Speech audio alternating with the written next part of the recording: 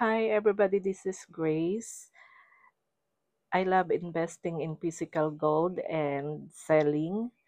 So I'm showing you here the tons of gold jewelry in one of the shop here in Hong Kong.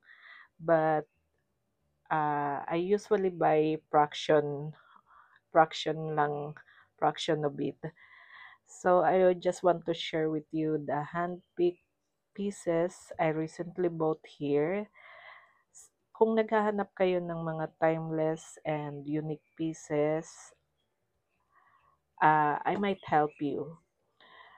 I usually consider the amount of gold, the quality of gold, and yung authenticity ng mga jewelry. So, I bought it usually in the uh, sa mga kilalang shops here in Hong Kong.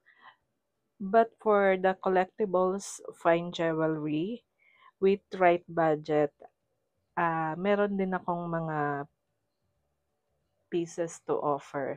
So, please note that yung gold later on will have more value than the stone. Kahit minsan the precious stones, they will not, it's hardly considered by some pawn shops unless meron kang GIA certificate.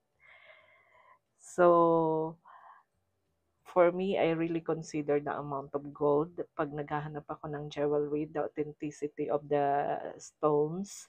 At as a buyer, I think yung mga factors na pwede nyong i-consider when buying fine gold jewelry, please consider the purity or yung carats ng gold, yung style, yung weight o bigat ng gold, yung craftsmanship, eh, at yung authenticity. So, the hallmark, trademark, makikita nyo dyan. And most of all, please consider the budget. Kasi ito yung mga factors na as a buyer na dapat mong malaman bago ka bumili ng jewelry.